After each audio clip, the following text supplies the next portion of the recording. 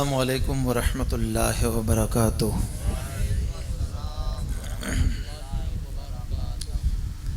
نحمده ونصلي ونسلم على رسوله النبي الامین المکین الکریم الرؤوف الرحیم، اما بعد فاعوذ باللہ من الشیطان الرجیم، بسم اللہ الرحمن الرحیم۔ یا ایہا الذین آمنوا ادخلوا فی السلم کافۃ ولا تتبعوا خطوات الشیطان انہ لکم عدو مبین۔ صدق اللہ مولانا العظیم وصدق رسولہ النبی الامین الکریم، ونحن علی ذلک لمن الشاہدین والشاکرین، والحمد للہ رب العالمین۔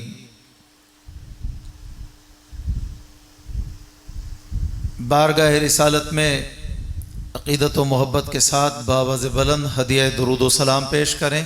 اللہم صلی علی سیدنا و مولانا محمد طب القلوب و دوائها وعافیت الابدان و شفائها و نور الابصار و ضیائها و علی آلہ و صحبہ وبارک وسلم۔ نماز اچھی، روزہ اچھا، حج اچھا، مگر میں باوجود اس کے مسلمان ہو نہیں سکتا، نہ جب تک کٹ مروں میں خواجہ بطحا کی عزت پر، نہ جب تک کٹ مروں میں خواجہ بطحا کی عزت پر، خدا شاہد ہے کامل میرا ایمان ہو نہیں سکتا۔ کی محمد سے وفا تو نے تو ہم تیرے ہیں، یہ جہاں کیا چیز ہے لوح و قلم تیرے ہیں۔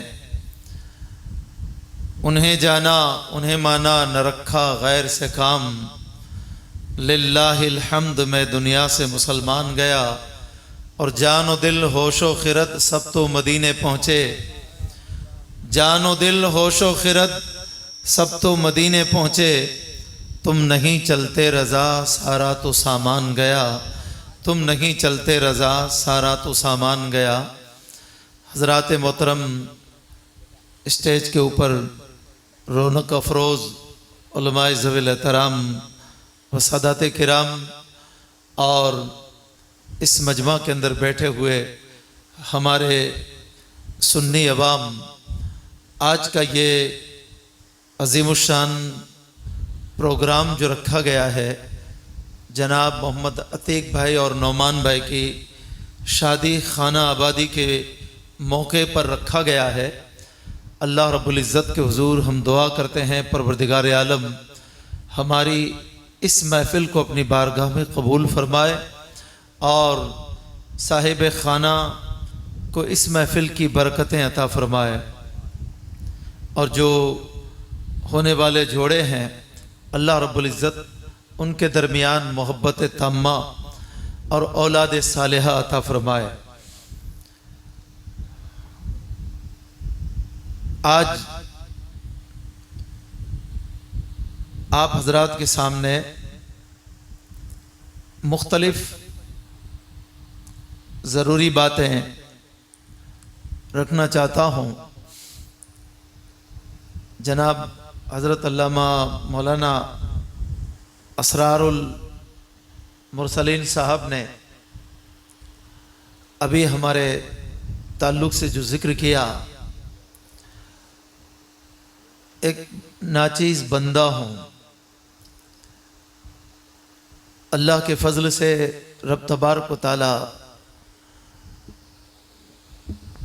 جتنا چاہتا ہے دین کا کام ہم سے لیتا ہے، ہم کرتے ہیں، یہ اس کی کرم نوازی ہے۔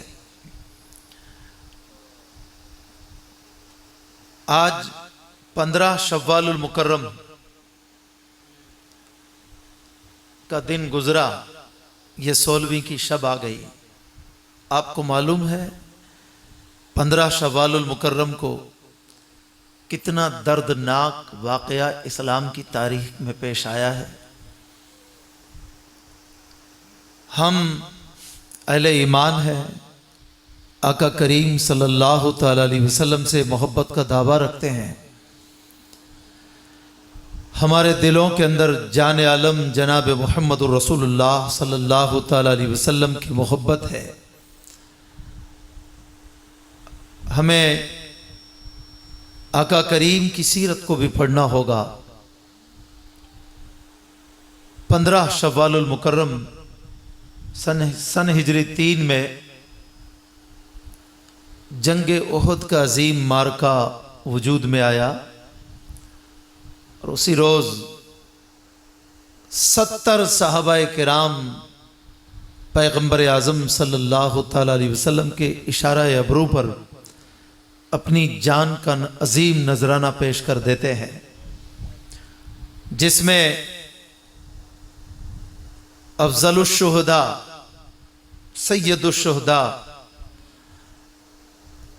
ام الرسول، اسد اللہ و اسد الرسول، سرکار سیدنا امیر حمزہ رضی اللہ تعالیٰ عنہ کی بھی شہادت ہو گئی۔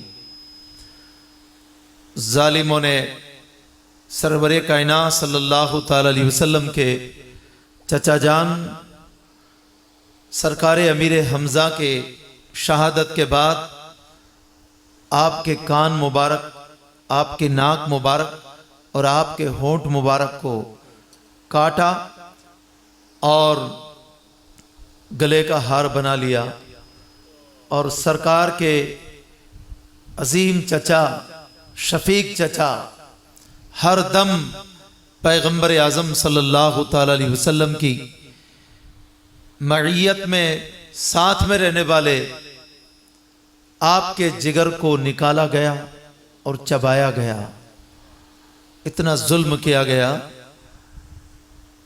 آج بھی احد کی سرزمین پر جب شہداء احد کی بارگاہ میں حاضری کا شرف جب بندہ مومن کو ملتا ہے، ایسا محسوس ہوتا ہے گویا یہ جنگ احد کا غمناک واقعہ آج ہی وجود میں آیا ہے۔ فضا میں غم نظر آتا ہے۔ وہ سرکار سید الشہداء حضرت امیر حمزہ رضی اللہ تعالیٰ عنہ،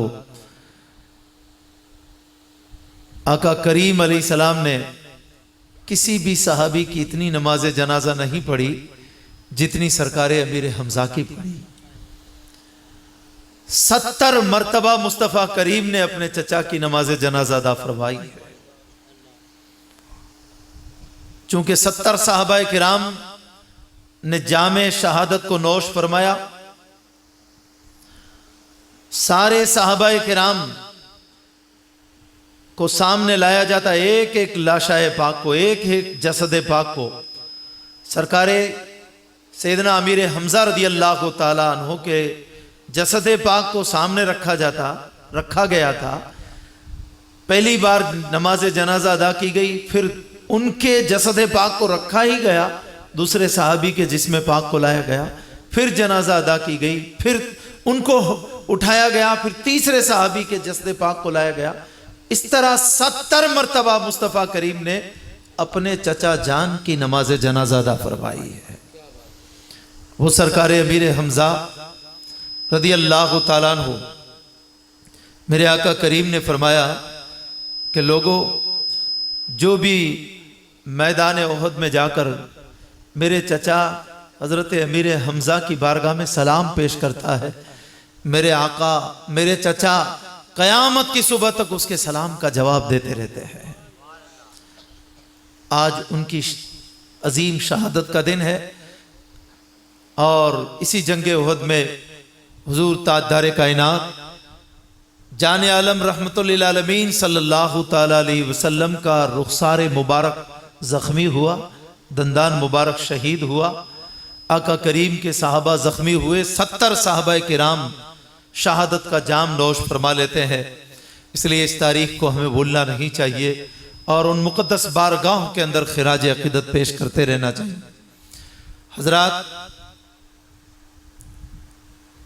دوسری بات کہ ہم اپنے آقا کریم صلی اللہ تعالی علیہ وسلم سے محبت رکھتے ہیں۔ ہماری ہمیشہ دعا اور یہ آرزو رہنی چاہیے کہ اللہ، ہم جب تک جیے تب تک تیرے حبیب کی محبت میں جیتے رہیں، اور جب ہماری موت بھی آئے تو مولا تیرے محبوب کی محبت ہی میں موت آئے۔ آقا کریم صلی اللہ تعالی علیہ وسلم کی محبت اور تعظیم کا درس خداوند قدوس خود قرآن کریم کے اندر بندہ مومن کو فرما رہا ہے۔ ایک بات یہاں پہ میں آپ کو سمجھانا چاہتا ہوں آسان لب و لہجہ میں۔ ہماری شریعت مطہرہ میں حکم ہے کہ جب بھی کوئی بندہ نماز ادا کرتا ہو، نفل نماز، اور اس بندے کو اس کی والدہ، اس کی ماں دوران نماز اگر بلائے تو حکم یہ ہے کہ وہ بندہ نفل نماز چھوڑ کر کے اپنی ماں کی خدمت میں آ جائے۔ یہ ماں کا مقام ہے۔ الجنت تحت اقدام الامہات، پیغمبر اعظم علیہ السلام نے فرمایا کہ جنت ماں کے قدموں کے نیچے ہے۔ اسی محبوب نے یہ قانون عطا فرمایا کہ جب بندہ نفل نماز ادا کر رہا ہو اور اس موقع پر ماں کا بلاوا آ جائے تو ماں کے بلاوے پر نفل نماز چھوڑ کر کے وہ ماں کی خدمت میں حاضر ہو جائے، اور جب ماں اپنا کام پورا کروا لے اپنے بیٹے سے، اس کے بعد اس کے لیے حکم ہے کہ وہ بندہ پھر مصلی پر جائے اور پھر سے نیت باندھے اور پھر نماز پڑھے۔ بات کو ذرا گہرائی کے ساتھ سمجھنے کی کوشش کرنا، میں کہاں لے جانا چاہتا ہوں۔ اب ماں کے حکم پر نفل نماز چھوڑنے کا حکم، پھر جب نماز کام پورا ہو جائے تو پھر مصلی پر آئے تو پھر سے نیت باندھ کر کے نماز شروع کرے۔ یہ حکم ہے ماں کے حکم کی تعمیل کا۔ اب آؤ تاجدار کائنات، فخر موجودات جناب محمد الرسول اللہ صلی اللہ تعالی علیہ وسلم کی بارگاہ میں اگر کوئی بندہ نفل نماز نہیں بلکہ فرض ادا کر رہا ہو اور اس موقع پر مصطفیٰ کریم کا بلاوا آ جائے، حضور بلا لے کہ میرے صحابی آ جاؤ، تو اس وقت حکم ہے کہ وہ نماز فرض چھوڑ کر مصطفیٰ کی بارگاہ میں حاضر ہو جائے۔ فرض نماز چھوڑ کر حضور کی بارگاہ میں حاضر ہو جائے۔ اور آقا کریم صلی اللہ تعالی علیہ وسلم پھر انہیں حکم فرمائے کہ جاؤ میرے صحابی مدینہ میں فلاں دکان پہ جاؤ، میرا یہ کام کر کے آؤ۔ اب وہ صحابی جائے کام کرنے کے لیے مصطفیٰ کے حکم کی تعمیل میں، وہ کام کرتے آئے، جتنا بھی حکم مصطفیٰ نے دیا ہے وہ سارا کام کر کے واپس آئے، پھر بھی ابھی نماز میں ہے، پھر بھی ابھی نماز میں ہے۔ آئے وہ کام کرتا ہوا حضور کی بارگاہ میں ادب کھڑا رہے، عرض کرے یا رسول اللہ اب سرکار کام پورا ہو گیا، حکم ہو اجازت ہو تو میں واپس پلٹوں۔ مصطفیٰ فرمائے جا میرے صحابی واپس چلا جا۔ اب اس صحابی کے لیے، اس بندہ مومن کے لیے حکم ہے کہ جہاں نماز پہ آئے، مصلی پر آئے، جہاں نماز پڑھتے تھے وہاں پہ آئے، نماز دہرانے کی ضرورت نہیں ہے، جہاں سے چھوڑی تھی وہیں سے آگے شروع کرتے نماز پوری ہو جائے گی۔ یہ ہے تعظیم مصطفیٰ کا حکم۔ یہ کسی کی کہانی نہیں بلکہ خود خداوند قدوس قرآن میں ارشاد فرما رہا ہے کہ جب ایک صحابی رسول کو پیغمبر اعظم نے بلایا تو وہ صحابی رسول نماز پڑھ رہے تھے، نماز جلدی جلدی پوری کر کے آئے۔ میرے آقا کریم نے پوچھا میرے صحابی آنے میں دیر کیوں ہو گئی؟ عرض کرتے ہیں یا رسول اللہ میں نماز ادا کر رہا تھا، سرکار میں جلدی جلدی آ گیا آپ کی بارگاہ کے اندر نماز پوری کر کے۔ میرے آقا کریم نے فرمایا اے میرے صحابی کیا تم نے رب کا یہ ارشاد نہیں سنا ہے یا ایھا الذین آمنوا استجیبوا للہ وللرسول اذا دعاکم، اے ایمان والو جب تمہیں خدا اور رسول پکارے بلائیں تو فوراً دوڑتے ہوئے حاضر ہو جایا کرو۔ اب اس وقت نماز پڑھ رہے ہو تو نماز چھوڑ کے آ جاؤ، نفل پڑھ رہے ہو تو نفل چھوڑ کے آ جاؤ، فرض پڑھ رہے ہو تو فرض چھوڑ کر کے آ جاؤ۔ تو یہ تعظیم مصطفیٰ کا حکم ہمیں خود خدا بند قدوس نے عطا فرمایا ہے۔ لہٰذا اے لوگوں، اپنے دلوں کے اندر خدا کے بعد سب سے بڑی محبت، سب سے بڑی تعظیم اگر ہمارے دلوں میں ہونی چاہیے تو کس ذات کی؟ مکین گنبد خضرا جناب محمد الرسول اللہ کی۔ درود پاک پڑھنے اللہم صلی علی، تھوڑا ایکو بھی رکھو، آواز خشک ہو رہی ہے۔ درود پاک پڑھنے اللہم صلی علی سیدنا و مولانا محمد طب القلوب و دوائہا وعافیت الابدان و شفائہا و نور الابصار و ضیائہا وعلی آلہ و صحبہ و بارک وسلم۔ حضرات محترم، لہذا ہم اپنے ایمان کو مضبوط رکھیں اور مصطفیٰ کریم کے بارے میں ادنا سی بھی بے ادبی کا پہلو، بے ادبی کا کوئی شوشہ ہمارے دل میں کبھی پیدا نہ ہونے پائے، ورنہ یاد رکھو یہ وہ جگہ ہے، یہ وہ مقام ہے، ادب گاہ است زیر آسماں، از عرش نازک تر نفس گم کر دمی آیت جنید و بایزیدی جا۔ مصطفیٰ کریم کی بارگاہ وہ بارگاہ ہے کہ جس بارگاہ کے اندر ایک وہ عظیم بارگاہ ہے، ادب گاہ ہے زیر آسمان، آسمان کے نیچے ایک ادب کا وہ مقام ہے کہ جس جگہ کے اوپر جنید بغدادی اور بایزید بسطامی جب حاضری دیتے ہیں تو اپنی سانس کو روک لیا کرتے ہیں، کہیں اس بارگاہ کی بے ادبی نہ ہونے پائے۔ حضرات، اس بارگاہ کا ہمیں ہمیشہ ادب رکھنا ہے، اور اسی لیے ہمارے علماء نے متفقہ طور پر امت کو یہ فیصلہ سنایا ہے کہ کوئی بھی بندہ مومن اگر آقا کریم علیہ الصلوۃ والتسلیم کے بارے میں، کوئی بھی بندہ حضور کے کپڑے مبارک کے بارے میں اگر یہ کہے کہ معاذ اللہ حضور کے کپڑے میلے کچیلے تھے، اتنا کہنے پر وہ اسلام سے خارج ہو جاتا ہے، اسلام سے خارج ہو جاتا ہے۔ مصطفیٰ کی بارگاہ کا ادب ہمیشہ اپنے دلوں میں ملحوظ رہے، کبھی بے ادبی کا پہلو کبھی دل میں نہ آنے پائے، ورنہ ایمان برباد ہو جائے گا۔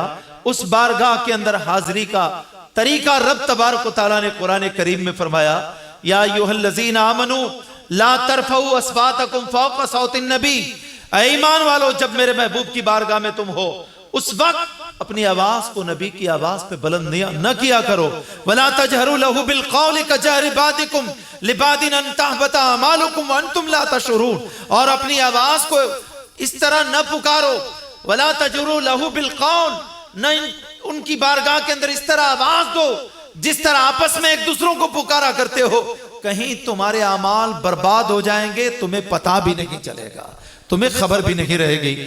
اسی لیے حضور کی بارگاہ کا ادب اپنے سینوں میں ہمیشہ رکھیں، اپنی آنے والی نسلوں کو بھی اس کی تربیت اور تعلیم دیتے رہے، ورنہ یاد رکھنا یہ دور بڑا نازک ہے، بڑے بڑے بے ادب لوگوں کی تقریریں بھی آپ کو یوٹیوب چینل کے اوپر آپ کو سننے کو ملے گی۔ آپ کے لیے لازم ہے کہ سب سے پہلے یہ دیکھیں کہ وہ ہم اہل سنت و جماعت کے عقیدے کے عالم ہے کہ نہیں۔ آپ کو اگر معلوم نہیں ہے تو اتنے علماء کی تعداد ہے، اپنے علاقے کے، اپنے گاؤں کے، اپنے مسجد کے امام صاحب کو پوچھ لیجئے کہ یہ ہمارے سنی عالم ہے یا غیر سنی ہے، اگر نہ کہہ دے تو فوراً اس کو ڈیلیٹ مار دیجئے۔ باقی سنی علماء جو اہل ایمان ہے انہی کی تقریروں کو سنیں، ورنہ یاد رکھیں کوئی یہ کوشش ہرگز نہ کرے کہ ہم صرف سنتے ہیں یہ قرآن کی باتیں، اس سے کیا فرق پڑ جاتا ہے۔ میں اسے بتانا چاہتا ہوں کہ حضرت امام ابن سیرین علیہ رحمہ کی بارگاہ کے اندر دو گمراہ شخص آئے اور آ کر کے عرض کرتے ہیں کہ حضور والا ہم آپ کی بارگاہ میں قرآن کی چند آیتیں سنانا چاہتے ہیں۔ تو آپ نے فرمایا کہ میں نہیں سننا چاہتا۔ انہوں نے کہا کہ قرآن سنانا چاہتے، کہ نہیں سننا چاہتا۔ وہ وقت کے امام ہیں، منع کر دیتے ہیں کہ ہم کو نہیں سننا ہے۔ کہا چند حدیثیں ہی سن لیجئے۔ کہا حدیثیں بھی تم سے نہیں سننا ہے۔ ان لوگوں نے وہ بیٹھے رہے، بار بار اصرار کیا، تو آپ نے کہا کہ تم لوگ یہاں سے اٹھ کے چلے جاتے ہو یا میں اٹھ کے چلا جاتا ہوں۔ بالآخر وہ چلے گئے۔ جب چلے گئے تو آپ کی بارگاہ میں جو موجود حضرات تھے انہوں نے کہا حضرت وہ قرآن کی آیات سنانا چاہتے تھے، وہ حدیث نبی سنانا چاہتے تھے، آپ سن ہی لیتے۔ آپ نے فرمایا نہیں، اس لیے کہ وہ لوگ گمراہ تھے. اگر گمراہ لوگوں سے قرآن کی آیت میں سنتا اور اس کی وہ غلط تشریح اور تفسیر کرتے اور وہ میرے دل میں اتر جاتی تو میرا ایمان ہلاک ہو جاتا. یہ وقت کے امام اتنا پرہیز کرتے ہیں ایسے لوگوں کی تقریر نہیں قرآن کی آیت سننے سے. اور آج ہمارے نوجوان موبائل کی سکرینوں کے اوپر بیٹھے بیٹھے جس کی آئی اس کی تقریریں سننا شروع کر دیتے ہیں. میرے بھائی ایمان چلا جائے گا پتہ بھی نہیں چلے گا. اسی لیے جس کی آئے اس کی تقریریں کبھی نہ سنیں. جو ٹنا ٹن سننے ہو, جو صحیح معنی میں رہبری کرنے والا عالم دین ہو, انہی کی تقریر سنیں تاکہ ان کی تقریر سن کر کے ہمارا دین بھی آباد ہو, ہماری آخرت بھی آباد ہو, ہماری دنیا بھی سنور جائے. ان باتوں کا ضرور خیال رکھیں. اور آئیے آج کی یہ بزم جو رکھی گئی ہے شادی خانہ آبادی کے پرمسرت موقع کے مناسبت سے رکھی گئی ہے, اس لیے میں اسی طرف اپنے بیان کو لے جانا چاہتا ہوں. آج الحمدللہ واقعی قابل مبارکباد ہے صاحب خانہ جناب نعمان بھائی اور ان کا پورا پریوار, ان کے ماں باپ سبھی حضرات اور آپ کے ان کے رشتہ دار سبھی حضرات. واقعی مبارکبادی کے لائق ہے کہ آج غالباً تیسرا روز آ گیا ذکر مصطفیٰ کی محفل سجتی ہے. اور جہاں خدا اور رسول کا ذکر ہوتا ہے, جہاں اللہ والوں کا ذکر ہوتا ہے, وہاں خدا کی رحمتوں کا نزول ہوتا ہے. تو جس گھر کے اندر شادی کے موقع پر جنہوں نے محفل میلاد مصطفیٰ منعقد کی, وہاں پہ اللہ کی رحمت کا نزول ہوتا ہے. وہاں کبھی بھی خرابی نہیں آتی, ان رشتوں میں کبھی بربادی نہیں آتی ہے. اور جن گھروں کے اندر اس کے برخلاف ناچ گانے ڈھول تماشے ہوتے ہیں, وہاں بربادی آتی ہے, خدا کی رحمت کے فرشتے دور ہو جاتے ہیں. اسی لیے جو مسلمان اپنے گھر میں شادیوں کے اندر غلط رسم و رواج کو عام کرتے ہیں اور اپنی بہن بیٹیوں کو ناچنے کی اجازت دیتے ہیں, آج کا یہ دور بڑا افسوس ہوتا ہے کہ بہت جگہوں پہ ہم دیکھتے ہیں شادیوں کے موقع پر عورتیں ناچ رہی ہوتی ہیں اور نوجوان طبقہ بیٹھا بیٹھا موبائل کے اوپر اس کو فیس بک پہ لائیو کرتا ہے. خود بھی دیکھتے ہیں اور دنیا کو بھی دکھاتے ہیں. یہ سب حرام ہے. اپنے گھر کو ان تمام طرح کی آلائشوں سے بچاؤ اور محفوظ رکھو. خاص کر کے شادی کے موقع کے اوپر کبھی باجا نہ بجائیں, کبھی ڈھول تماشے نہ بجائیں, کبھی بینڈ باجے نہ بجائیں. یہ شیطان کی ایجاد ہے. کس کی ایجاد ہے؟ شیطان کی ایجاد ہے.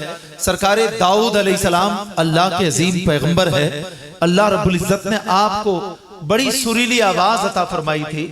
جب کلام الہی کی تلاوت کرتے تو آپ کی آواز کو سن کر کے پرندے فضاؤں میں جو اڑتے تھے وہ ٹھہر کر کے قریب آ کر کے سننے کے لیے بیٹھ جایا کرتے تھے. اور اتنی مٹھاس تھی آپ کی آواز میں, اتنا درد تھا, اتنا سوز تھا کہ بسا اوقات آپ کی مجلس کے اندر آپ کی تلاوت کو سننے والے لوگ بے ہوش ہو جایا کرتے تھے.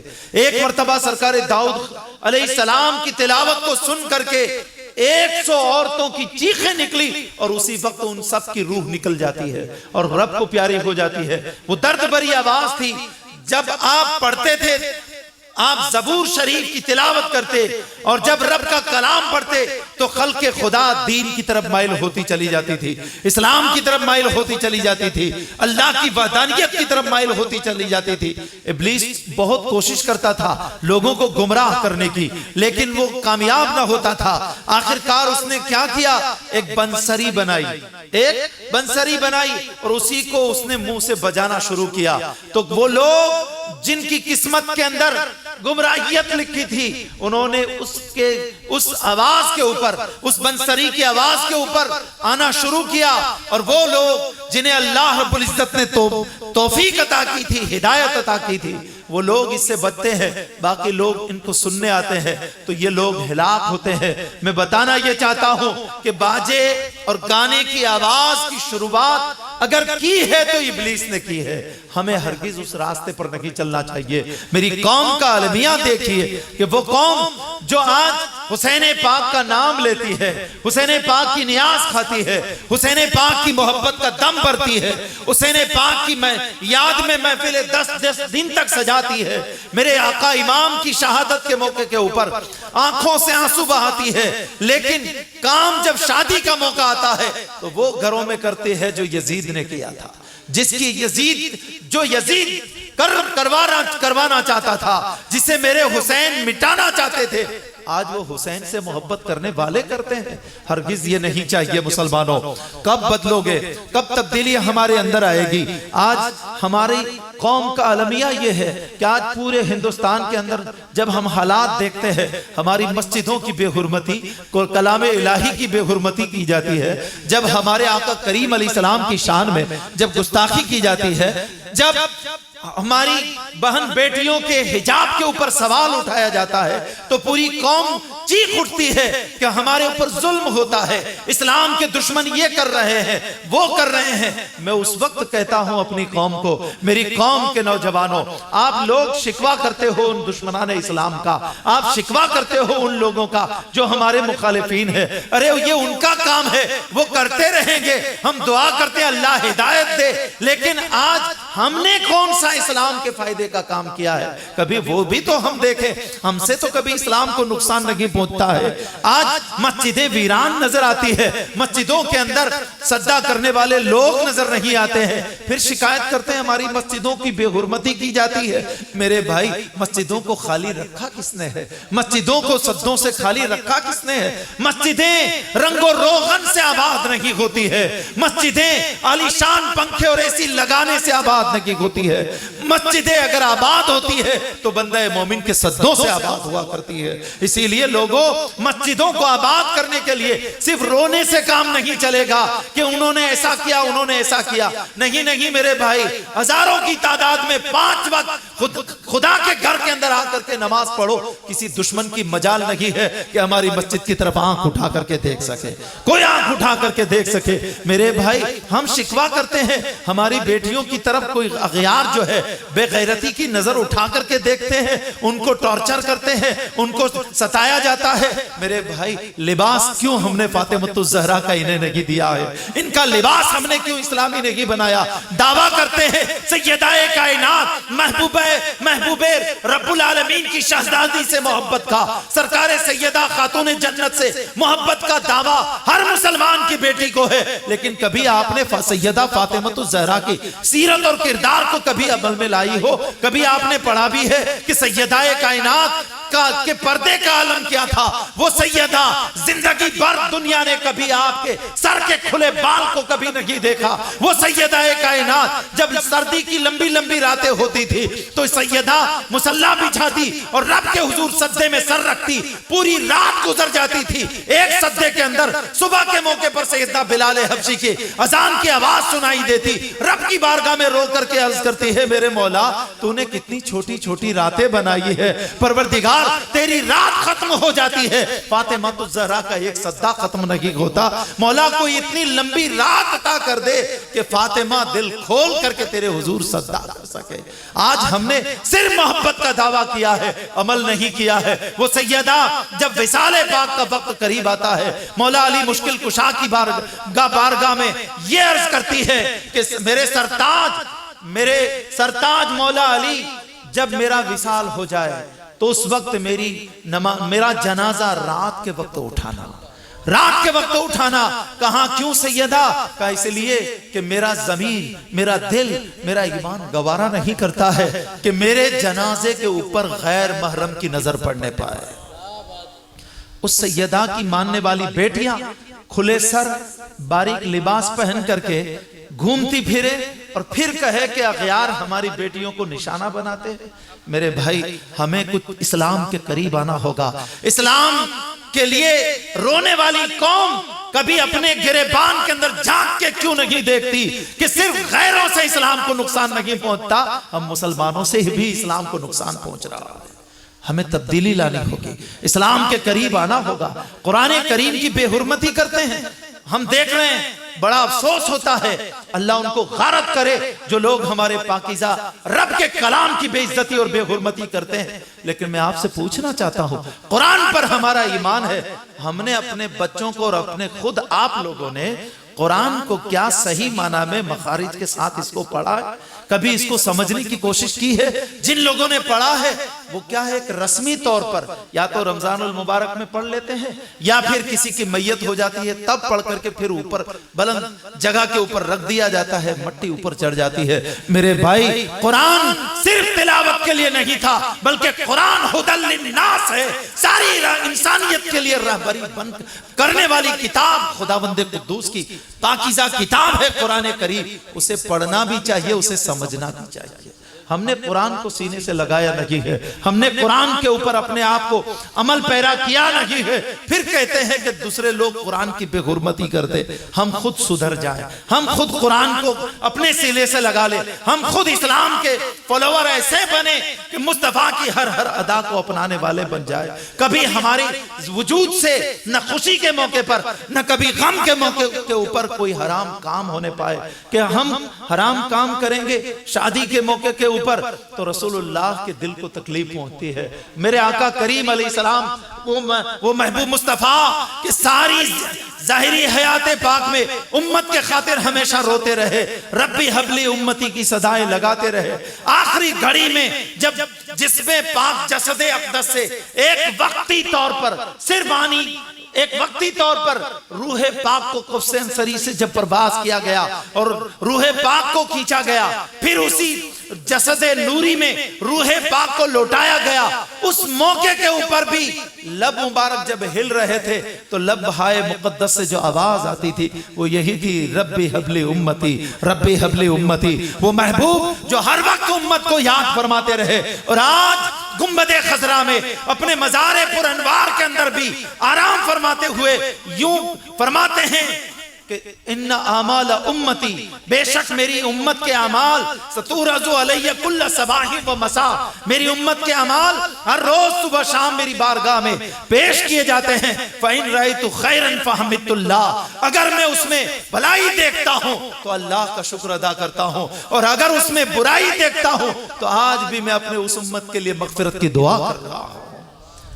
اس محبوب کے قلب اطہر پر کیا گزرتی ہوگی جب مصطفیٰ کی امت کی بیٹی سرے عام بینڈ باجا اور ڈھول تماشوں کے اوپر ناچتی ہوگی، کیا میرے آقا کریم کے قلب انور پہ گزرتی ہوگی۔ اس لیے آؤ اپنے کلچر کو بدلو، اپنے رہن سہن کو بدلو، اپنے کردار کو بدلو، اپنے چال چلن کو بدلو، سب کا سب طریقہ ہمارا وہ اپناؤ جو مکین گنبد خضرا نے عطا کیا ہے۔ غیروں کے راستے پر مت چلو۔ رب تعالیٰ ہمیں قرآن میں یہی فرماتا ہے، یا ایھا الذین آمنوا ادخلوا فی السلم کافہ، اے ایمان والو آدھے بٹیر اور آدھے تیتر کی طرح نہیں بلکہ مکمل طور سے اسلام میں داخل ہو جاؤ۔ ولا تتبعوا خطوات الشیطان، اور شیطان کے راستے پر مت چلو۔ انہ لکم عدو مبین، بے شک وہ تمہارا کھلا دشمن ہے۔ آؤ اپنے آپ کو مکین گنبد خضرا کے راستے پہ ڈال دو، ورنہ یاد رکھنا دنیا کے اندر کبھی بھی رب کی مدد نافرمانوں کو نہیں مل سکتی ہے، گنہگاروں کو، اپنے نبی کی راستے سے ہٹنے والوں کو رب کی مدد نہیں مل سکتی ہے۔ رب کی مدد اسی کو مل سکتی ہے جو مکین گنبد خضرا کی طرف جھکتا چلا جاتا ہے، اس محبوب کے راستے پر چلتا چلا جاتا ہے۔ آؤ درود پاک پڑھ لیں، اللہم صلی علی صلی اللہ علیہ حبیبہ سیدنا محمد وآلہ وصحبہ وبارک وسلم۔ آج جو ہمارے سماج میں زیادہ تر ہماری تقریریں بہت جذباتی انداز کے اندر اب ہم نہ کرنا چاہتے ہیں، بلکہ قوم کو جو ضرورت ہے وہ دینا چاہتے ہیں۔ صرف جنت کی بشارتیں اور اولیاء اللہ کی کرامتیں سنا سنا کر کے میری قوم کو اتنا غافل کر دیا گیا ہے کہ بس غوث پاک کی کرامتیں سنا دی، واہ واہ سبحان اللہ کہلوا دیا گیا۔ سرکار سلطان الہند غریب نواز کی کرامت سنا دی، واہ واہ سبحان اللہ کہلا دیا گیا۔ بس بات ختم ہو گئی، قوم سے داد وصول کی، مجمع بھی خوش، مقرر صاحب بھی خوش، سب کے سب بس بات ختم ہو گئی۔ میرے بھائی سرکار غریب نواز کی صرف کرامت نہیں بلکہ غریب نواز کی صرف کرامتیں سنی اور سبحان اللہ کہتے گزر گئے۔ تو کب سرکار ان اولیاء اللہ اور خاصان خدا کی سیرت ہمارے اندر کب آئے گی؟ آؤ اپنے آپ کو بدلو، اپنے آپ کو نمازی بناؤ، اپنے آپ کو روزے دار بناؤ، اپنے ماحول، اپنے گھروں میں اسلامی ماحول پیدا کرو۔ آج سب سے بڑا المیہ جس جگہ پہ ہم جاتے ہیں لوگ شکوہ کرتے ہیں کہ بھئی ہمیں اچھا امام چاہیے، آپ اچھے امام ہمیں دیجئے، اچھے عالم دیجئے۔ میں نے کہا ٹھیک ہے اچھے عالم دیں گے انشاءاللہ العزیز، آپ تنخواہ کتنی دیتے ہیں؟ تو جواب ملتا ہے 8,000 10,000 کہیں اس سے بھی کم۔ میرے بھائی عالم دین جو ہے ان کو بھی پیٹ ہے، ان کی بھی اولادیں ہیں، کیا ان کے لیے آسمان سے ڈائریکٹ گرتے ہیں پیسے؟ ان کو ضرورت نہیں ہے۔ ہمیں علماء کی ضرورت کو ہمیں پورا کرنا ہوگا، علماء ہماری ضرورتیں پوری کریں گے۔ آؤ علماء کی قدر کرو اور اپنے گاؤں کے مکتبوں کو، مدرسوں کی تعلیم کو بہتر بناؤ، مدرسوں کے اندر بچوں کو پڑھنے کے لیے بھیجو اور اس کے اندر بچوں کو مکمل مخارج کے ساتھ قرآن کریم کی تعلیم، عقائد کی پختگی اور بنیادی اسلام کی جو بنیادی ضروریات کی باتیں ہیں، عقائد کا نالج ہے، یہ سب ان کے سینوں میں پختہ کرایا جائے۔ ورنہ آنے والا دور بڑا نازک ہے۔ مسلمان کا بیٹا اگر اسلام سے کورا ہوگا، ان کے دلوں میں عقائد اہل سنت مضبوط نہ ہوں گے، ان کے دلوں میں یہ معلوم نہ ہوگا مسلمان کے بیٹے کو کہ خدا کیا ہے، مصطفیٰ کیا ہے، مصطفیٰ کریم کے بارے میں کیا عقیدہ رکھنا چاہیے، رب کے بارے میں کیا عقیدہ رکھنا چاہیے۔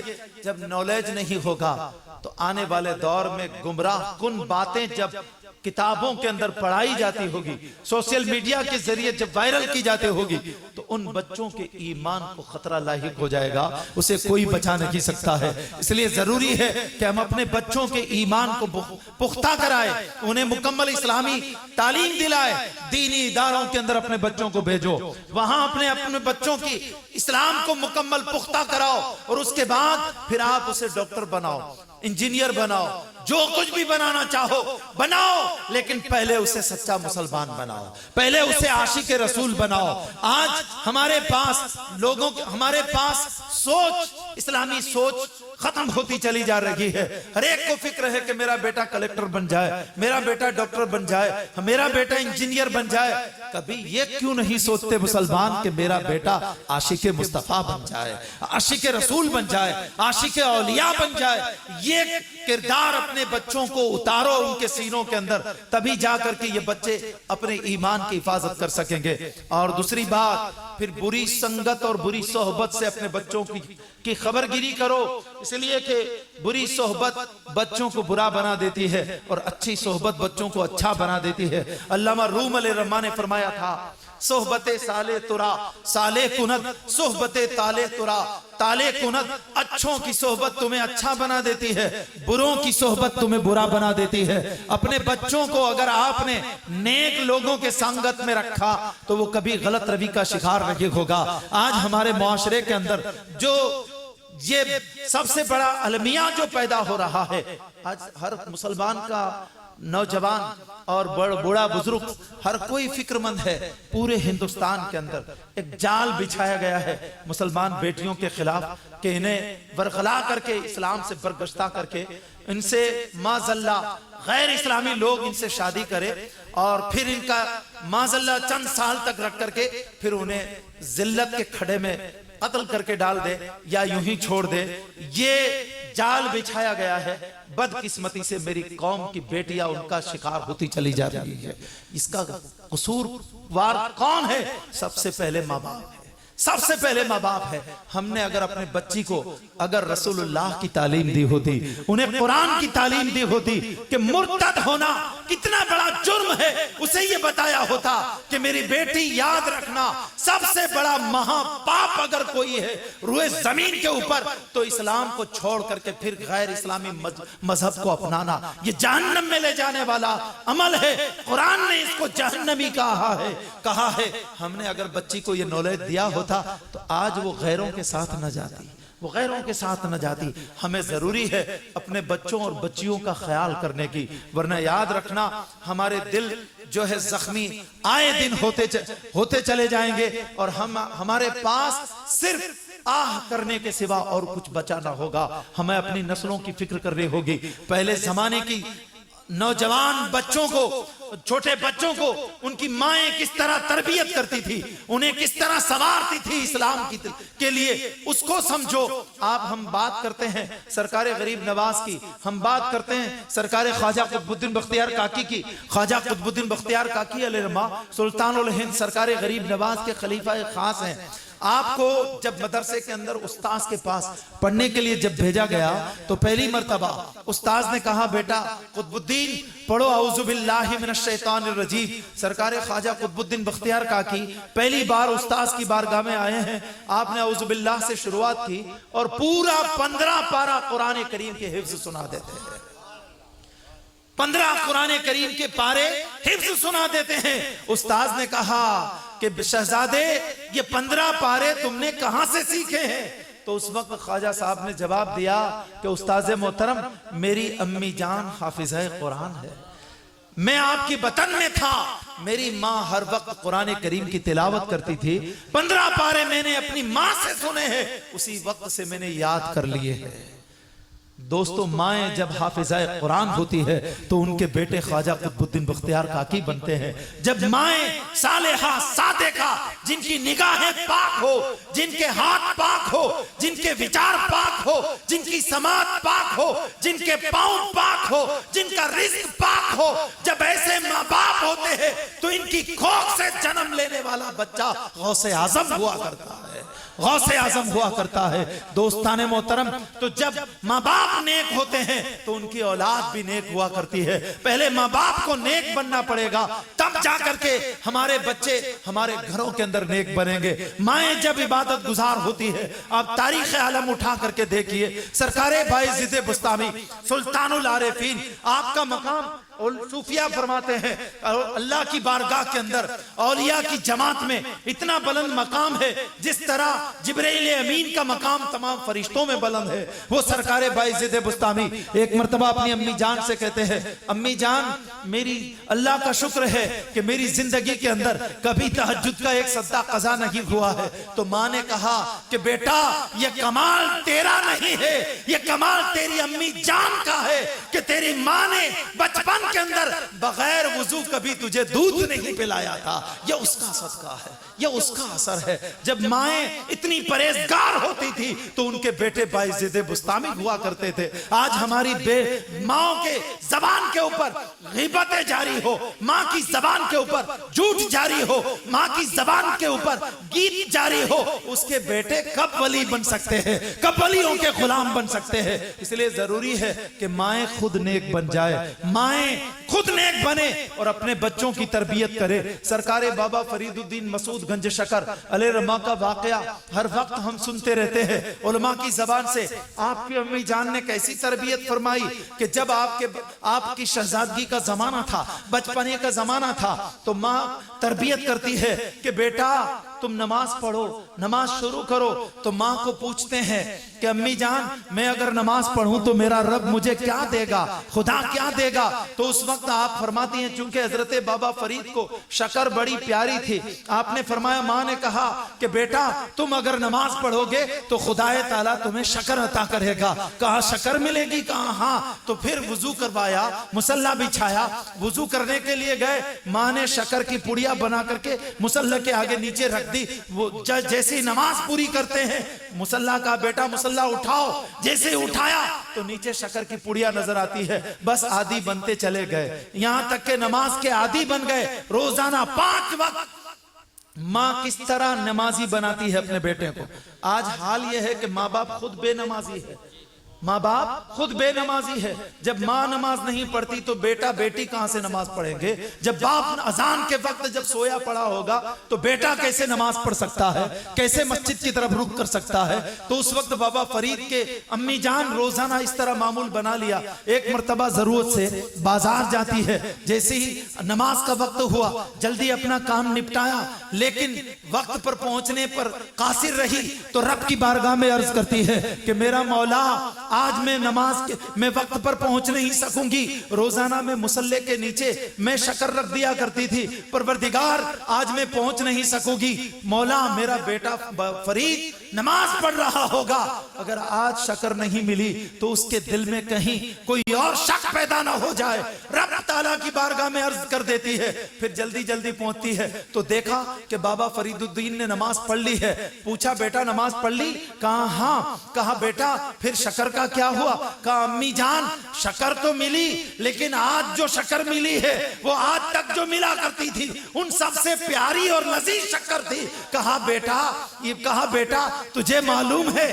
وہ لذیذ شکر کیوں ہے؟ آج کی شکر لذیذ کیوں ہے؟ آج تک تیری امی جان شکر رکھا کرتی تھی اور آج تیری امی کا خدا نے رکھی ہے، امی کے خدا نے رکھی ہے۔ میرے دوستان محترم، جب مائیں اتنی نیک ہوتی ہے، اتنی تربیت کرنے والی ہوتی ہے تو ان کے بچے بابا فرید الدین مسعود گنج شکر بنا کرتے ہیں۔ اپنے بچوں کو اگر نیک بنانا چاہتے ہو، ابھی تربیت نیک راستے پر چلانا چاہتے ہو تو خود نمازی بن جاؤ، خود نمازی بن جاؤ، اپنی زبان کو جھوٹ سے بچا لو، اپنی زبان کو غیبت سے روک لو، اپنی زبان کو دھوکہ دہی سے روک لو، اپنے کردار کو پہلے مسلمان بنا لو۔ آپ جب مصلی پر ماں نماز پڑھتی ہے تو بچوں کی عادت ہوتی ہے، چھوٹے چھوٹے بچے جب ماں کو نماز پڑھتے دیکھتے ہیں تو وہ چھوٹا بچہ بھی پاس میں مصلی بچھا کر کے وہ نماز پڑھنا شروع کر دیتا ہے۔ ماں باپ کو جو دیکھتے ہیں بچے وہی وہ بچے اس پہ عمل کرتے ہیں، اس لیے آؤ خود بھی سدھر جاؤ، خود بھی نیک بن جاؤ اور اپنی اولاد کو بھی نیک بنا دو۔ آؤ ہماری مسجدوں کو اپنے سجدوں سے آباد کر لو، ورنہ یاد رکھنا کل بروز محشر قیامت کے دن عالم کیا ہوگا؟ نفسا نفسی کا عالم ہوگا۔ اس وقت ہر کوئی پریشان حال ہوگا، زمین تانبے کی بن چکی ہوگی، آسمان آگ کے انگارے برسا رہا ہوگا، ہر کسی کو اپنی فکر ہوگی، ارے عام انسان کی کیا بات کرے، خدا کے پیغمبر خاصان خدا بھی اس وقت نفسی نفسی پکار رہے ہوں گے۔ اس نفسا نفسی کے عالم کے اندر جب ساری قوم ساری دنیا کی مخلوق جب پریشان ہوگی، اے بنی یہ انسان پریشان ہوں گے، کوئی مسیحا نظر نہ آتا ہوگا، کوئی شفاعت کرنے والا نظر نہ آتا ہوگا، اس وقت یہ قوم دوڑتی ہوئی سرکار آدم خلیفۃ اللہ کے پاس پہنچیں گے، آپ کے پاس جا کر کے عرض کریں گے، اے آدم علیہ السلام رب نے آپ کو اپنا خلیفہ بنایا ہے، آپ ہماری سن لیجئے، آج کوئی کسی کا پرسان حال نہیں۔ آپ جواب دیں گے نفسی نفسی اذهبوا الی غیری، مجھے آپ اپنی فکر ہے،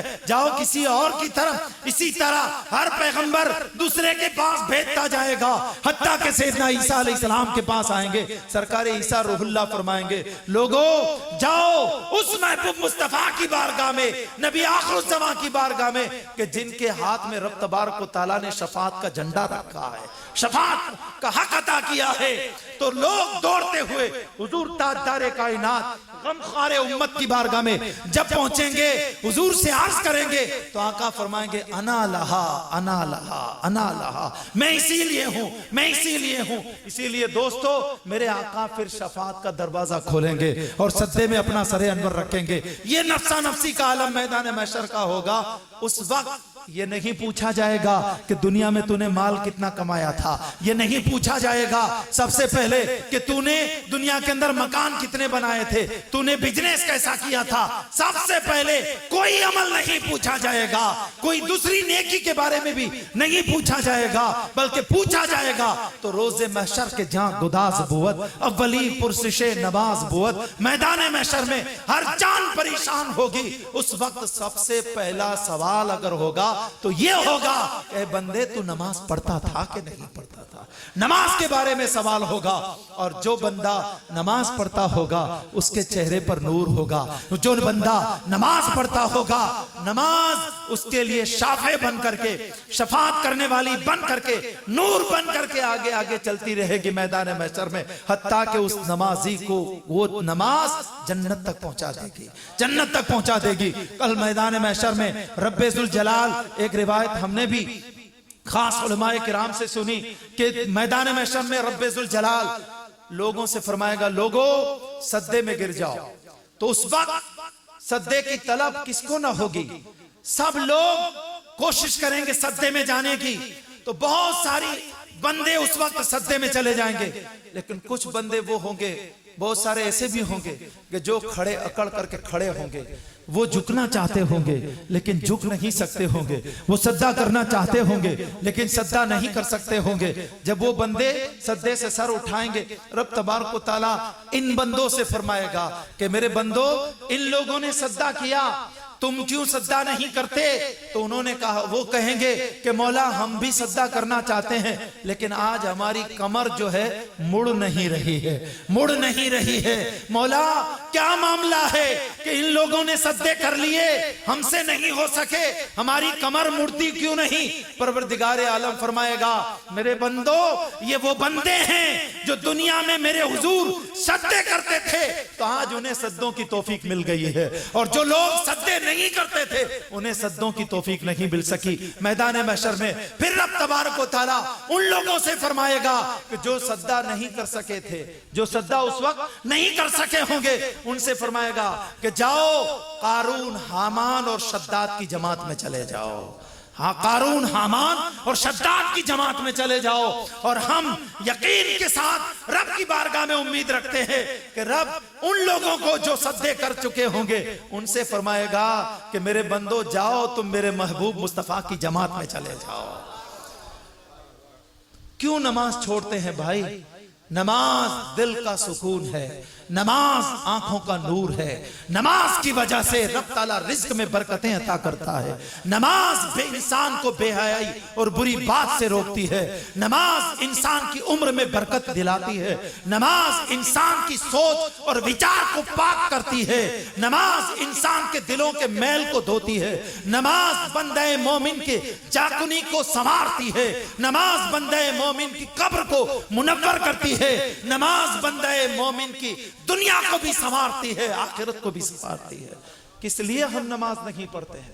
کیوں نماز نہیں پڑھتے؟ پھر شکوہ کرتے ہیں کہ ہماری مسجدیں ویران کرتے، ویران وہ لوگ نہیں کرتے، ویران تو ہم کرتے ہیں۔ مسجدیں تو شبر میں بنا لی ایمان کی حرارت والوں نے، من اپنا پرانا پاپی تھا، برسوں میں نمازی بن نہ سکا۔ حضرات محترم، اس لیے نمازوں کی پابندی کرو اور اپنے ماحول کو پاک بنانے کے لیے مسجدوں میں آؤ، علماء کی تقریریں سنو، اس طریقے کی محفلیں سجاؤ اور اپنے بچوں کو تعلیم سے آراستہ کرو، ورنہ یاد رکھنا اس نازک دور کے اندر اپنے بچوں کا ایمان بچانا بڑا دشوار ہو جائے گا، اسلام بچانا دشوار ہو جائے گا۔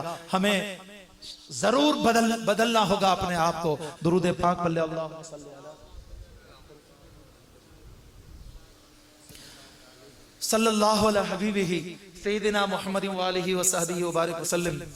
حضرات، میری تقریر چونکہ عموماً عام جو ضرورت جس چیز کی ہے اسی ٹاپک پر الگ الگ مختلف مواد لے کر کے ناصحانہ انداز میں آپ حضرات کے سامنے میں بیان کرنا چاہتا ہوں۔ میری عادت یہی ہے ہمیشہ اپنے علاقے کے اندر بھی۔ پہلی بات یہ ہے کہ بندے کے وچار کب بگڑتے ہیں آپ کو خبر ہے؟ اس کے خیالات کب بگڑتے ہیں؟ اس کے دل کے اندر عبادت کی لذت کب نہیں آتی؟ کب گمراہیت داخل ہوتی ہے؟ کب وہ رب کی بارگاہ کا باغی بنتا ہے؟ جب اس کا رزق ناپاک ہو جاتا ہے، رزق ناپاک ہو جاتا ہے۔ رزق جب بندہ پاک کر لیتا ہے تو اس کا دل پاک ہو جاتا ہے، اس کا بدن پاک ہو جاتا ہے۔ میرے آقا کریم علیہ السلام نے فرمایا کہ جو بھی بندہ اپنے پیٹ کے اندر حرام کا ایک لقمہ بھی ڈالتا ہے، حرام کا ایک لقمہ بھی ڈالتا ہے، جب تک وہ لقمہ اس کے پیٹ میں رہتا ہے تب تک اللہ کی لعنت اس پہ برستی رہتی ہے۔ 40 دن تک وہ مقبولیت سے محروم کر دیا جاتا ہے، نہ اس کی کوئی نماز قبول ہوتی ہے، نہ دعا قبول ہوتی ہے۔ پھر کہتے ہیں کہ ہماری دعائیں قبول نہیں ہوتی۔ ہمیں اپنے رزق کو پاک کرنا ہوگا، ہمیں اپنے رزق کو پاک کرنا ہوگا. ہم ہندوستان کی تاریخ اٹھا کو دیکھیے, ہم چھوٹے چھوٹے لوگ بھی کہہ دیتے ہیں ہم کیا کرے یار, کیسے کمائیں. بادشاہ اورنگزیب عالمگیر علیہ الرحمہ کی سیرت کو آپ نے کبھی سنا ہے؟ یہ اورنگزیب عالمگیر کی ذات جو وقت کے ایک عادل حکمراں اور ولی صفت, عالم ربانی اور مجدد صفت, انسان کا نام اورنگزیب عالمگیر ہے. آج جو اسلام سے جڑے ہوئے لوگ تھے, جو اسلام کو تقویت دینے والے لوگ تھے, ان کی ہسٹری کو بدلا جا رہا ہے, ان کی تاریخ کو بدلا جا رہا ہے اور لوگوں کے سامنے غلط بیان کیا جاتا ہے. اورنگزیب عالمگیر علیہ الرحمہ کی ذات وہ ذات ہے اتنا پاکیزہ رزق رکھنے والے کہ جب آپ کی بارگاہ کے اندر آپ کے سلطنت کے زمانے میں 50 سال تک آپ نے اس ہندوستان کے تخت پر حکومت کی ہے, وہ اورنگزیب عالمگیر علیہ الرحمہ کتنے رزق کو پاک رکھنے والے تھے. ایک مرتبہ ایران کا شہزادہ اپنے جاہو حشم کے ساتھ آتا ہے دہلی, اور دہلی آ کر کے اس نے چاہا کہ بادشاہ وقت سے ملاقات کرنی ہے. تو بادشاہ وقت اس وقت رات کے موقع پر چراغ جل رہا تھا, اور چراغ جل رہا تھا اس موقع کے اوپر کچھ کام میں مصروف تھے. انہوں نے جا کے سلام کیا, کہا بادشاہ سلامت, ہمیں آپ کا کام ہے. کہا پہلے مجھے یہ بتاؤ کہ آپ کو میرا اپنا پرسنل کام ہے یا سرکاری کام ہے؟ تو اس بادشاہ ایران کے شہزادے نے کہا کہ مجھے آپ سے پرسنل کام ہے. تو آپ کی بارگاہ میں 2 چراغ رکھے ہوئے تھے, ایک بجھا ہوا تھا, ایک جل رہا تھا. تو جو جل رہا تھا اسے بجھا دیا, جو بجھا ہوا تھا اسے روشن کر دیا. جب بات ختم ہوئی اس نے اپنا جو مطلب اور مقصد تھا وہ بیان کر دیا. اس کے بعد جانے لگا تو ایرانی شہزادہ پوچھتا ہے, اے اورنگزیب عالمگیر آپ یہ بتائیے کہ جب میں آیا تو اس وقت آپ کے پاس ایک چراغ جل رہا تھا اور دوسرا چراغ بجھا ہوا تھا. آپ نے مجھ سے سوال کیا, اس کے بعد چراغ کو بجھا دیا اور دوسرا جلایا, اس کی وجہ کیا ہے؟ تو آپ نے جواب دیا, میرے بھائی میں نے آپ سے پوچھا تھا کہ آپ کو مجھ سے سرکاری کام ہے, حکومت کا کام ہے, یا میرا اپنا ذاتی پرسنل کام ہے؟ تو آپ نے بتایا ذاتی کام ہے. تو سنو, جس وقت تم آئے تھے اس وقت میں حکومت کے کام میں لگا ہوا تھا, حکومت کے کام میں مصروف تھا. تو چراغ میں جو تیل جل رہا تھا وہ حکومت کا تھا, اور تمہیں جو کام مجھ سے تھا وہ پرسنل تھا. سائیڈ میں جو چراغ رکھا ہوا تھا اس میں تیرا تیل جو تھا وہ میرا ذاتی تیل تھا. اس لیے تمہیں مجھ سے ذاتی کام تھا تو میں نے وہ چراغ جو سرکاری تیل والا تھا اس کو بجھا دیا, وہ چراغ جس میں میرا ذاتی تیل تھا اس کو روشن کر دیا. وہ اورنگزیب عالمگیر علیہ الرحمہ کی ذات کہ جو حکومت کے کام کے اندر اپنا پرسنل کام آ جائے تو حکومت کے تیل والے چراغ میں کام کرنا گوارا نہ کر سکتا ہو, وہ ہندوستان کو کیسے لوٹ سکتا ہے؟ ہندوستان کو انہوں نے عطا کیا ہے, ہندوستان کو خزانے انہوں نے دیے ہیں. ایسے اورنگزیب عالمگیر کی ذات کو بدنام کیا جاتا ہے. وہ سرکار اورنگزیب عالمگیر علیہ الرحمہ استاذ محترم کو انہوں نے ایک مرتبہ آئے, اپنے استاذ اور علماء جب آپ کے پاس آئے تو انہیں ضرور تحفہ دیا کرو, ضرور دیا کرو, یہ ہمارے اکابرین کا طریقہ ہے. سرکار اورنگزیب نے ان کے استاذ جب آئے تو انہوں نے کیا ایک 4 آنی جو ہے تحفے میں پیش کی, اور اس کے بعد استاذ محترم کو عزت سے رخصت کر دیا. چند دنوں کے بعد دیکھا کہ استاد کے گھر کے اندر برکت مال میں اتنی ہوئی کہ کثرت سے مال نظر آنے لگا. تو کچھ لوگوں نے خبر دی اورنگزیب عالمگیر علیہ الرحمہ کو کہ آپ کے استاد جو ہے ان کے پاس کمائی کہیں سے ہو سکتا ہے کہیں اور جگہ سے آئی ہو, اس لیے ان کی انکوائری ہونی چاہیے کہ آج تک یہ مالدار نہیں تھے, اچانک یہ مالدار کیسے بن گئے ہیں. تو اس وقت اورنگزیب عالمگیر علیہ الرحمہ نے اپنے استاذ محترم کو بلا کر کے پوچھا, استاذ محترم مجھے یہ بتائیے کہ آپ کو یہ آمدنی کہاں سے آ رہی ہے, اتنی برکت کیسے ہوئی ہے؟ کہا بادشاہ بات یہ ہے کہ تم نے فلاں روز جو مجھے 4 آنی دی تھی اس 4 آنی میں رب نے اتنی برکت عطا کی کہ میرا گھر مال و دولت سے مالا مال ہو چکا ہے, بڑھ چکا ہے. تو اس وقت اس نے فوراً کیا ہے اپنے کلرک کو بلایا, کہا تاریخ ڈھونڈو, اس دن کا روز جو یومیہ حساب کا جو دستاویز ہے اس کو کھولو کہ وہ 4 آنی آئی کہاں سے تھی میرے پاس, آمدنی کہاں سے ہے. دیکھیے یہ خاصان خدا کا طریقہ ہے کہ مال آتا کہاں ہے, خرچ کہاں پہ کیا جاتا ہے. قیامت کے دن بندے انسان کو اپنی جگہ سے, حدیث میں ہے اس وقت تک ہلنے نہیں دیا جائے گا جب تک اسے 4 سوال نہ کر لیے جائے کہ بندے کہ تو نے مال کہاں سے کمایا اور کہاں پہ خرچ کیا ہے، تو نے جوانی کیسے گزاری، تو نے اپنی عمر کیسے گزاری۔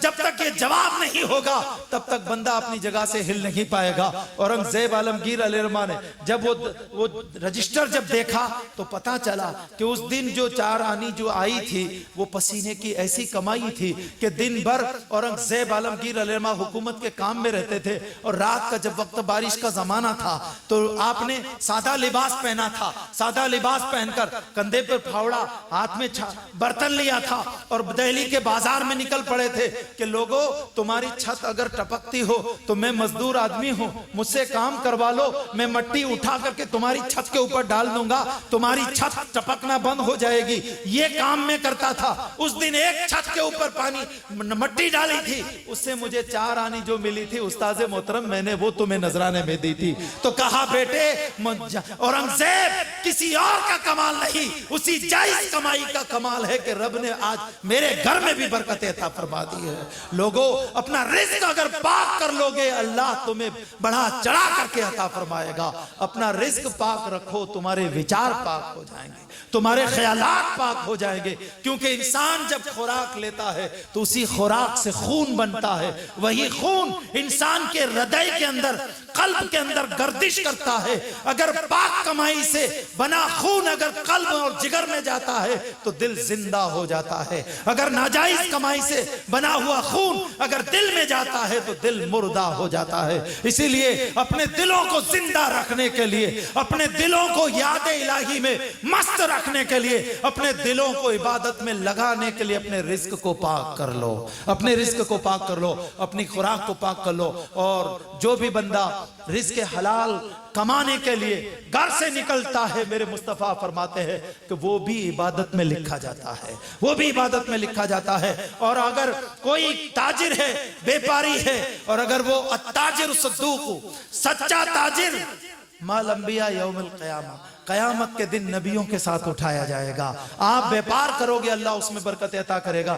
یہ مختلف باتیں تھی جو میں نے آپ حضرات کے سامنے رکھی آج کے زمانے کے تحت، ضرورت کے تحت۔ اس لیے آؤ اپنے آپ کو بدلو، اسلام کی طرف مائل کرو، قرآن کریم کی تلاوت کرو، اپنے بچوں کو قرآن پڑھاؤ اور قرآن کریم سے قریب کرو۔ ان کے دلوں میں رسول پیغمبر اعظم علیہ السلام کی آل اور آپ کے اصحاب سے محبت کا درس ان کے دلوں کے اندر اتارو تاکہ یہ بچے کبھی باغی نہ ہونے پائے۔ ان کے دلوں میں اولیاء کی محبت ڈالو، ان کے دلوں میں شفاعت مصطفیٰ کا عقیدہ ڈالو، ان کے دلوں میں وسیلہ مصطفیٰ کا عقیدہ ڈالو، ان کے دلوں کے اندر حیات انبیاء و حیات اولیاء کا نظریہ ابھی سے پختہ کر لو تاکہ کبھی کسی کھٹمل کے کہنے کے اوپر وہ گمراہ نہ ہونے پائے کہ معاذ اللہ نبی مر کر مٹی میں مل گئے ہیں، توبہ نعوذ باللہ، ایسے غلط نظریوں کا شکار نہ ہونے پائے۔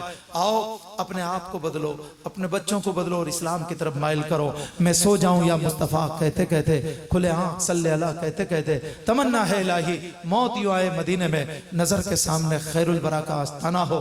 حضرات آخر میں اپنے علاقے میں وہاں پہ یہ نعمان بھائی ہمارے اپنے ادارے میں وہ ٹیچر تھے تو وہ جانتے ہیں، اور دوسرے حضرات جو آ چکے ہیں، یہ سلیمان بھائی بھی اپنے بچوں کو چھوڑ گئے تھے اس زمانے میں، لیکن اب تو بہت اس کے بعد بھی ترقی کر گئے ہیں۔ دارالعلوم غوث سمدانی وانکانیر میں اہل سنت و جماعت کا وہ عظیم ادارہ ہے، 6 سے لے کر کے جہاں پر 12 تک 11-12 کامرس تک کی تعلیم دی جاتی ہے وتھ ہاسٹل، اور الحمدللہ 10ویں کا رزلٹ ہمیشہ 90% سے اپ ہی آیا ہے، ہمیشہ۔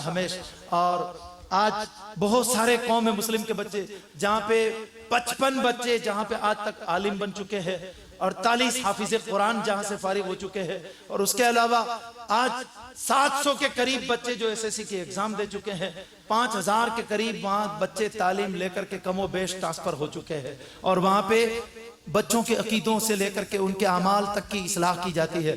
اس کے علاوہ ابھی گورنمنٹ کی جو بھرتیاں آئی تھی، ان بھرتیوں کے اندر پولیس کانسٹیبل کی بھرتی آئی، PSI کی بھرتی آئی، جونیئر کلارک کی بھرتی آئی، تلاٹی منتری کی بھرتی آئی، تو ان میں بچوں کے لیے فری میں کوچنگ کلاس شروع کیا گیا 6 مہینے تک قوم مسلم کے اس میں نہیں دیکھا گیا کہ صرف وانکانیر کے مسلمان کے بچے نہیں، سب کے لیے عام کیا گیا اور ہر بچے کے لیے چھٹی رکھی گئی۔ 125 کے قریب بچوں نے وہاں پہ پولیس کانسٹیبل کی تعلیم حاصل کی ہے، اور پی ایس آئی 20 کے قریب پی ایس آئی کی جنہوں نے ایگزام دی ہے۔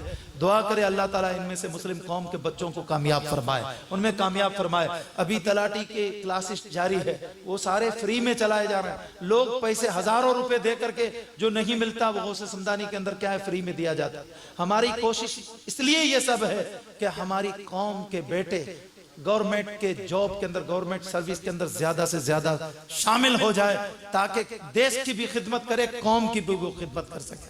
دوسری بات یہ ہے کہ ہم علماء کرام بیٹے ہیں، جب آپ لوگوں کو یہ آواز دے تو آپ کو ان کا ساتھ دینا چاہیے۔ اس لیے میں ذہن دینا چاہتا ہوں کہ ہم 3-4 سال پہلے ہمارے علاقے کے اندر کچھ بچیاں غیر راہ روی کا شکار ہوئی تھی، تو جس کے نتیجے کے اندر ہم نے پورے قوم کے آگےوانوں کو، ڈاکٹروں کو، وکیلوں کو، ٹیچروں کو، اسکول کے مینجمنٹ کو، سب کو بلایا تھا اور مہا سمیلن رکھا۔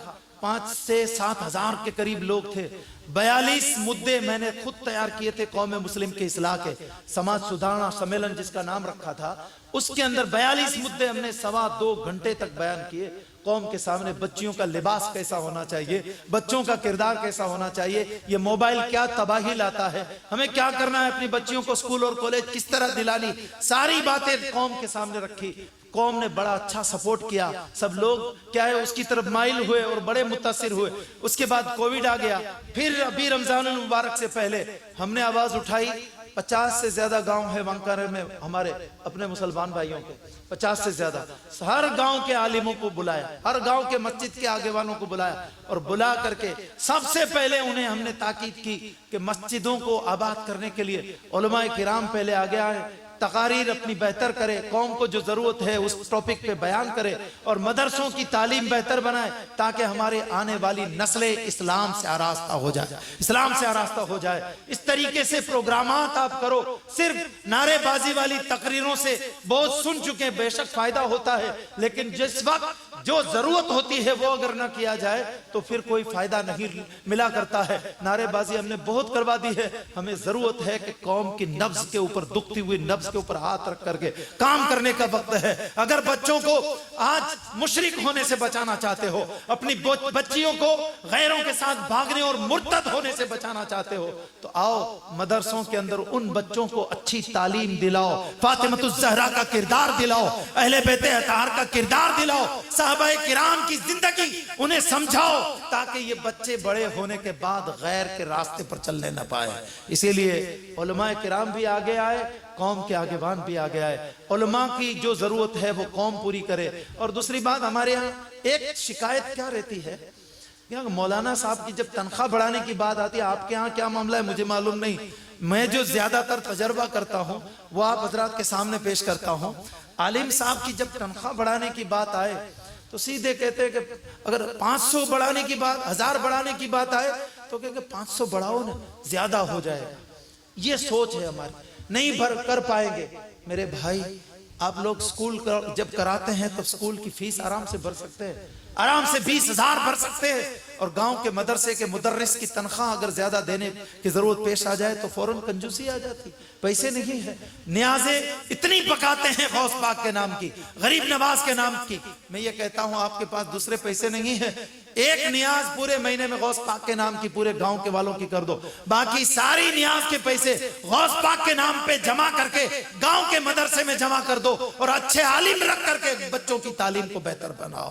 یہ سب سے بڑی نیاز ہے، یہ سب سے بڑی نیاز ہے۔ غریب نواز کی چھٹی پیٹ میں کھا جاتے ہو میرے بھائی، ضرور نیکی ہے، غریبوں کو کھلانا ضرور بڑی نیکی ہے، لیکن نیاز ایک بار کرو اور دوسری ساری نیازوں کے پیسے جمع کر کے سلطان الہند غریب نواز کے نام پر مدرسے کے اندر وقف کر دو، تاکہ علماء پھر کیا ہے زیادہ عالم رکھ کر کے، اچھے عالم رکھ کر کے ان کی تنخواہیں زیادہ دے کر کے اچھا کام ان سے لو، تاکہ ہماری قوم کا مستقبل روشن ہو جائے۔ جو غوث پاک جو کام کرنے آئے تھے وہ کام آپ کی نیاز کے نام پہ کیا کرو. جو غریب نواز کام کرنے آئے تھے وہ کام آپ کی نیاز کے نام پہ کیا کرو. ابھی تبدیلی آ جائے گی. لوگوں کے پاس کہتے ہیں پیسے نہیں ہے, پیسے کھانے کے لیے سب کے پاس ہے. جب مدرسے اور مسجد کے امام کو جب دینے کی بات آتی ہے تب پیسے نہیں ہوتے ہیں. پیسے میرے بھائی سب کچھ ہے. اور دوسری بات, یہ جو ڈھول تماشوں کے اوپر برباد کرتے ہیں جو لوگ نا سمجھ ہے, وہ سمجھ جاؤ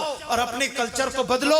یاد رکھو, نہ سنبھلو گے تو مٹ جاؤ گے. ہندی مسلمانوں, تمہاری داستان تک بھی نہ ہوگی داستانوں میں. دشمن چاہتا یہی ہے کہ مسلمان کا بیٹا صرف نام کا مسلمان رہے, اس کا کردار اسلامی نہ رہے, اس کی گفتار اسلامی نہ رہے, اس کا چال چلن اسلامی نہ رہے, اس کا رہن سہن اسلامی نہ رہے. یہی دشمن کی خواہش ہے. اور خود مسلمان ہو کے وہی کریں گے تو ان کی منشا خود تم پوری کر رہے ہو, ان کی مرضی تم خود پوری کر رہے ہو. آؤ اپنے آپ کو, سوچ کو بدلو.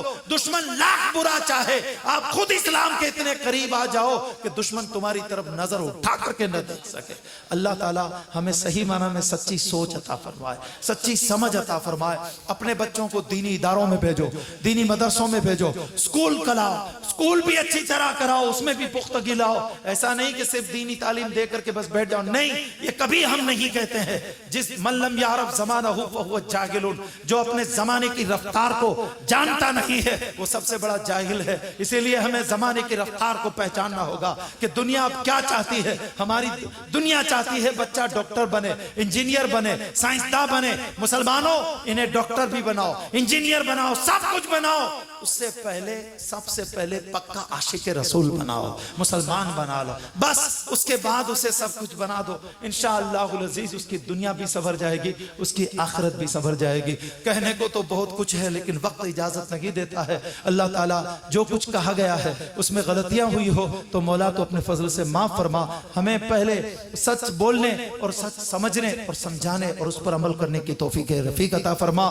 میں سو جاؤں یا مصطفیٰ کہتے کہتے, کھلے آنکھ صلی اللہ کہتے کہتے, تمنا ہے الہی موت یوں آئے مدینے میں نظر کے سامنے خیر الورا کا آستانہ ہو. وآخر دعوانا ان الحمدللہ رب العالمین. صلاۃ و سلام.